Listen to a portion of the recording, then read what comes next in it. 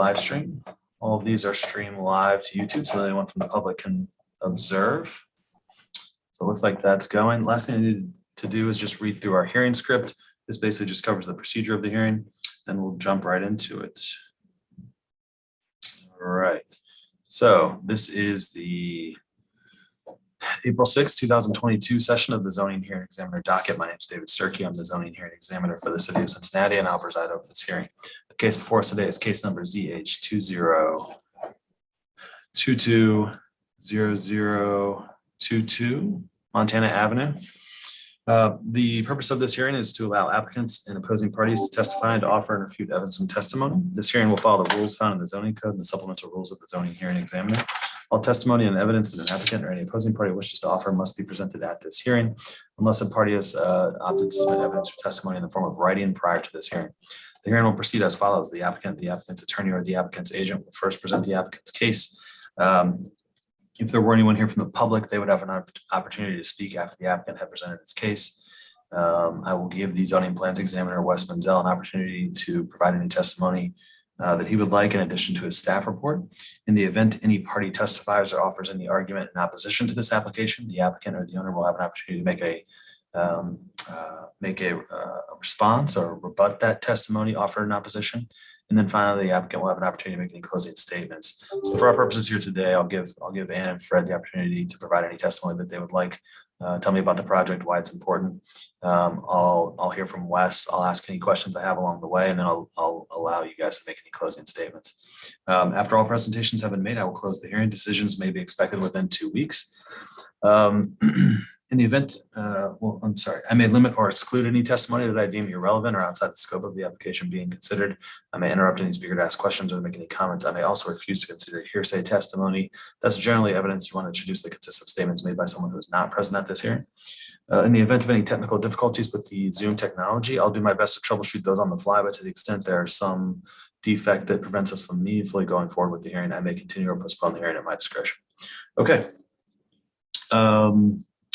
All right, I just need to swear in all of our witnesses now. So if you intend on providing any testimony here today, making any comments, asking any questions, doing anything other than just strictly observing here today, you need to be sworn. So if you could raise your right hand, do you solemnly swear the testimony you shall give will be the truth, the whole truth, nothing but the truth?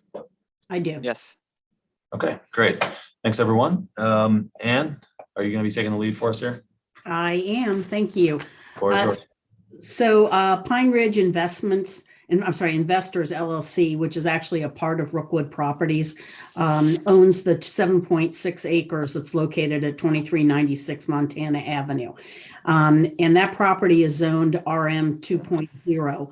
Over the years, it has been developed as a 115-unit multifamily development with 7 buildings. But right now, the community does not have a clubhouse. It has a small storage shed, but no clubhouse for the residents to gather or to have the leasing management office. Right now, those activities, leasing and the property management is taking place actually out of one of the units in the development.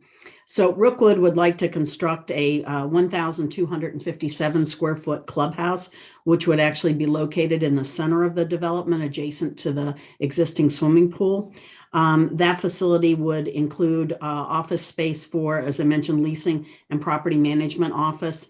It would have a fitness area for residents. It would also have a residence lounge with a coffee bar and that kind of thing. It would also have restrooms, which would be then accessible to the pool, which would be very convenient for the residents.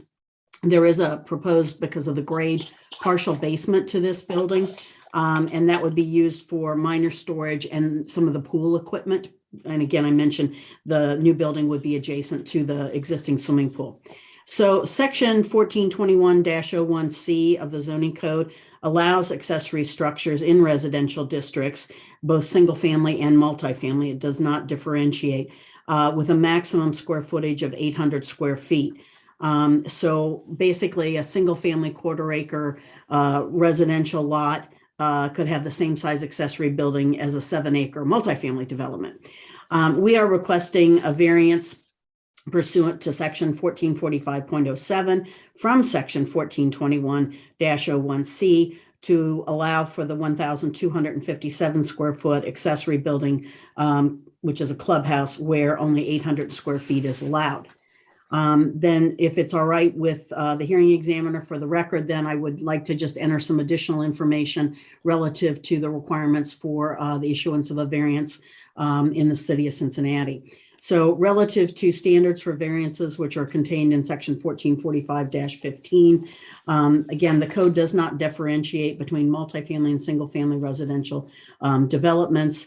It's not feasible to limit the size of the proposed clubhouse to 800 square feet when we have 115 units and over 115 residents that would like to use this facility, as well as it operating as the management office for the development. The variance that would allow the Pine Ridge development to have a clubhouse in excess of that permitted would allow for the enjoyment of the property by the residents of the 115 units in a fashion similar to that which is enjoyed by residents of single-family homes and other properties in the immediate vicinity. Consistent with public interest standards, which are contained in 1445-13, the proposed development will comply in all other aspects with requirements of the zoning code. There are no additional guidelines of this property other than those found in the RM 2.0 district.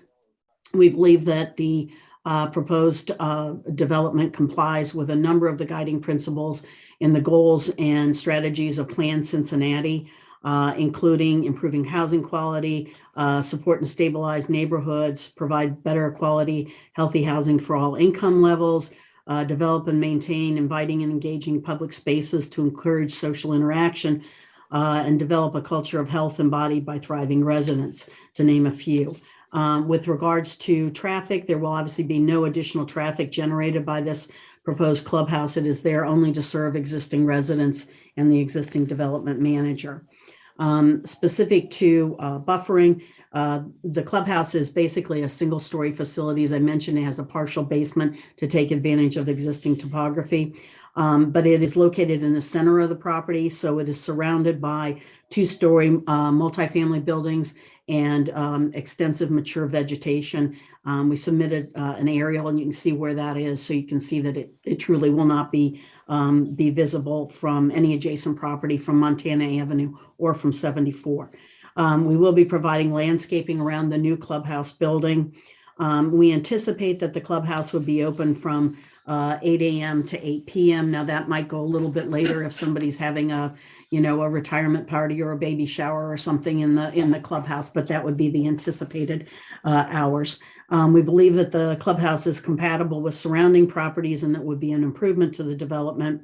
There are no known pending zoning amendments that I'm aware of. I wasn't aware of the last batch that went through either, so I'll just say that. But at any rate, no adverse effects to services that would be provided by fire, police, or other public services, or access to light, air, et cetera, to adjacent property owners relative to the proposed variance that's requested. The property itself is not blighted.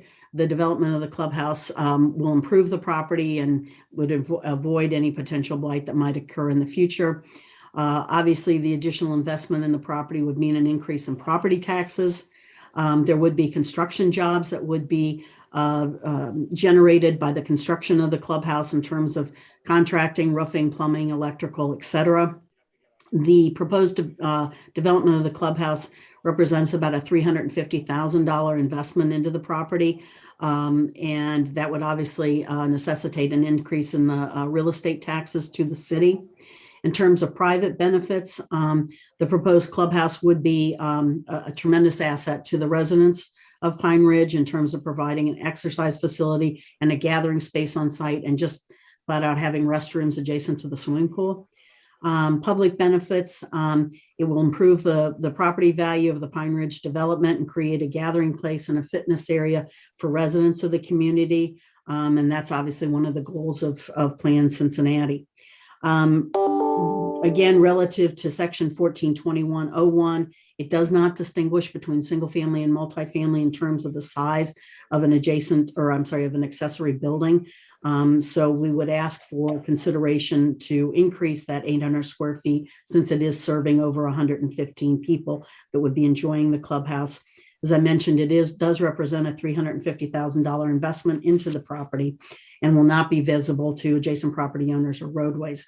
We submitted building elevations for the clubhouse, You can see that it is residential in character in terms of both its design and the building materials. It's meant to complement the existing residential buildings that are on site.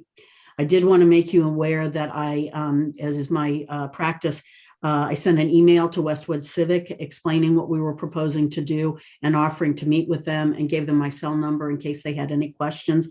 I sent that email on the 21st of February, but I did not hear back from them. But as I said, I did reach out to them and made them aware of it.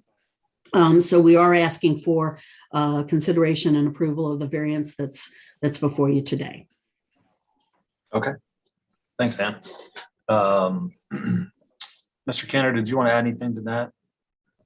No, we've just that we've owned this property, maybe 25 or 30 years. We believe in that area, and we continue to reinvest in the property. This past year, we put another $500,000 in the property with new railings on the balconies, new doors and new windows throughout, and we just think it enhances our professional image to have a clubhouse and leasing office that's not in an apartment like in the old days.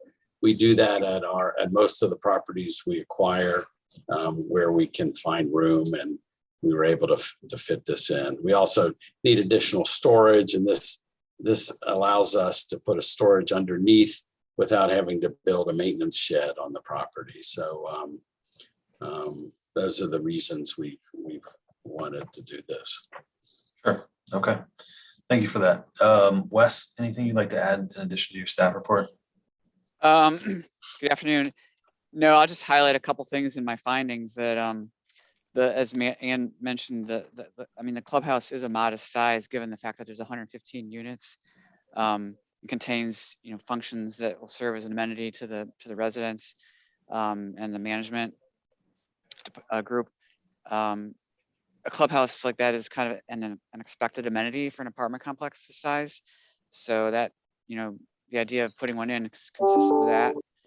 And then, as Ann mentioned, the structure is in the middle of the property, is not visible from nearby properties. So, our conclusion was that it would not have a negative impact on nearby properties, and we recommended approval. Yes. Thanks. Okay. Thanks, Wes.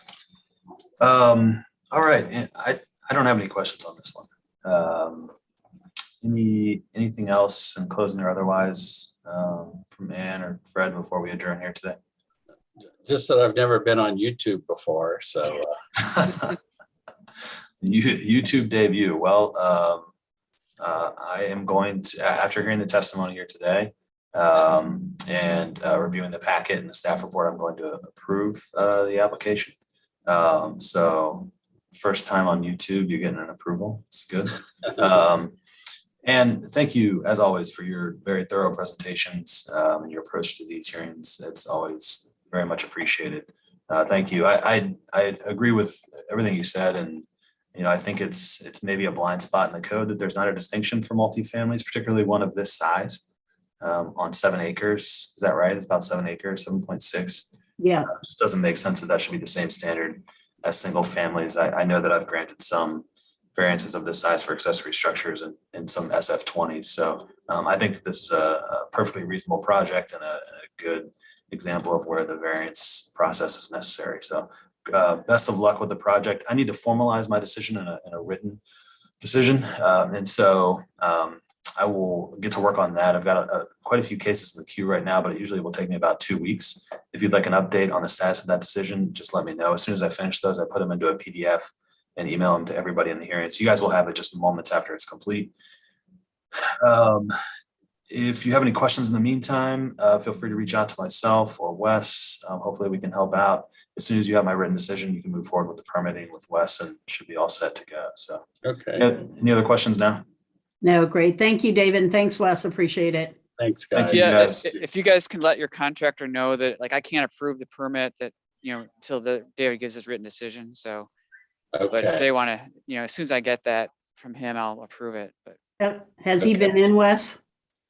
well, he submitted his permit, a couple months ago. So, Okay. but it's still there. I just need to flip yes on it. Okay. Okay. All right, I'll let him know. We'll let him know. He won't bug you anymore, okay?